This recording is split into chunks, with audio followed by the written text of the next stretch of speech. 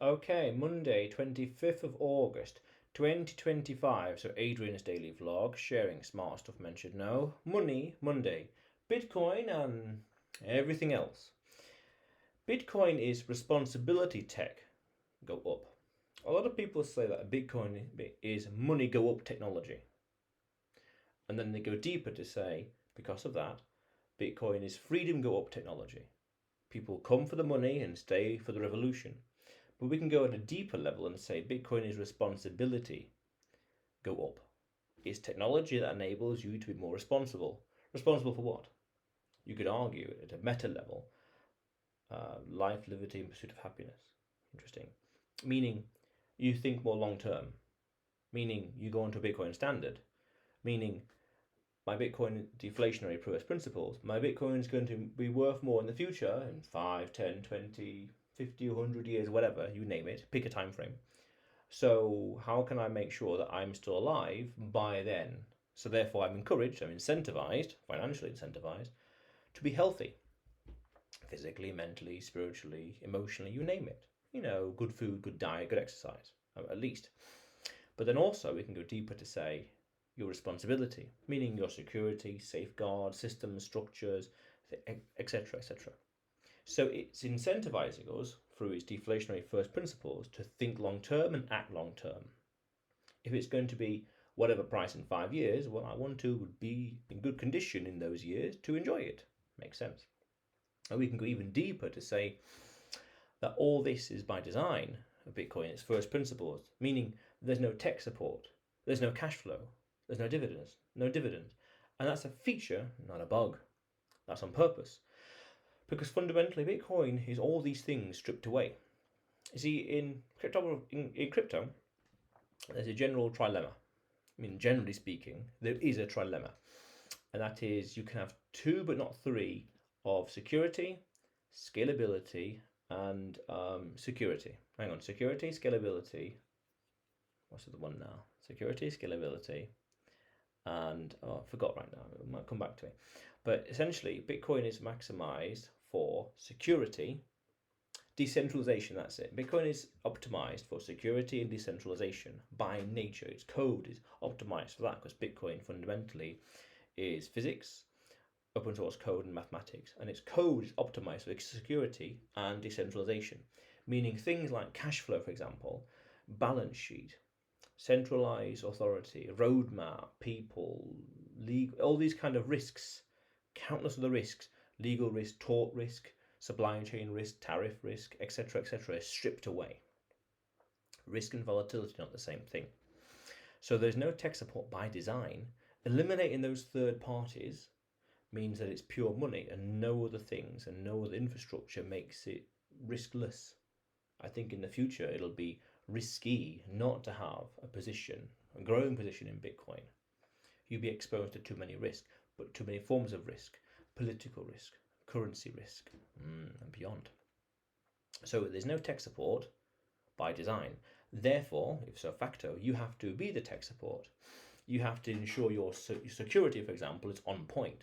And even that's a nice spectrum of security and recoverability.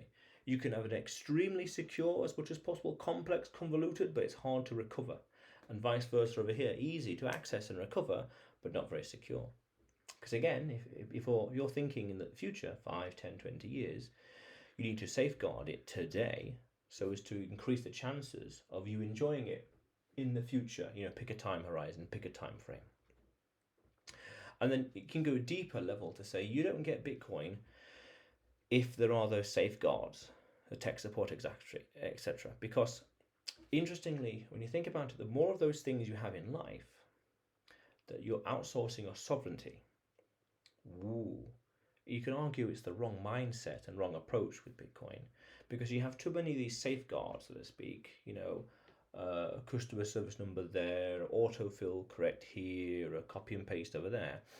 That's outsourcing your sovereignty. So you're depending on more systems. You're depending on more things. So you could argue, let's say, with the exchanges, you're outsourcing your security to them, and it's trust me, bro kind of policies, or hopefully, and fundamentally, hope is not a strategy. So to eliminate that attack vector, self-custody. meaning not your keys, not your coins. That classic mantra, very important. And this tech forces you to upgrade a lot of your thinking. Technology, security, systems thinking, second order consequences, and more. I always think, and then what? And then what? And then what? If I do this or if I do that, and then what? And then what? And then what? This is thinking 10, 20, 30 steps ahead. If we do this over here, if I click this button, this option, and then what? What happens then? How does my optionality change? How does my security change? How does the dynamics of the situation change? But if I do this over here, well, how does that change things? And security is a trade-off in a sense of we can have it purely on an exchange, so it's very easy and accessible, but the trade-off is security. It's centralized servers and whatever else. If there's a problem over there, how does that affect me? If the website is down for tech outages, for example, downtime, how does that affect me? Things like that. So it forces us to be more responsible. Powerful stuff. You think more about the future and the long-term consequences. And one interesting heuristic we could say is, right, imagine the price of Bitcoin today is 10x what it is. Relatively speaking, just 10x. To what extent, to what degree is my current level of security? Is it safe enough? Would I sleep soundly at night? And you can go even deeper to say, well, if you're not sleeping soundly at night, then maybe at night you either have too much Bitcoin, or your knowledge needs to increase a lot more as well. This is a fascinating little dichotomy at play, because there's a nice positive feedback loop and interesting reflexivity in the market. The more you own, the more responsible you need to be, so you need to study it more. As you study it more, you realise, actually, this is a pretty good idea. And it's that. You have to continue learning and at the same time increase your responsibility, your resourcefulness, your security. Has to be, you can't be having all these satoshis this much, but your security's down here. Really, it ought to be like that. Your security's in excess, always greater than the position. And this security comes through knowledge as well, understanding the risk factors and the attack vectors, all the pros and cons and beyond, the technology, options and tools. Powerful way of approaching the longevity and security behind Bitcoin, understanding it in detail. Very important. So Bitcoin starts with money go up, then freedom go up, and then inadvertently responsibility go up. People come for the money and they stay for the revolution. But they stay for the revolution in the long term by being responsible. The health, the mind, body, spirit, attitude, the morale, as in their happiness, so to speak. The morale, not just morality, doing right and wrong, but morale, happiness. Essentially diamond hands, we could say, colloquially, no matter what, not selling, that kind of stuff. You never sell your Bitcoin. That's an interesting conversation as well, but still. Yes. But otherwise, Adrian's daily vlog, sharing smart stuff men should know. Subscribe for more, and you will see me tomorrow.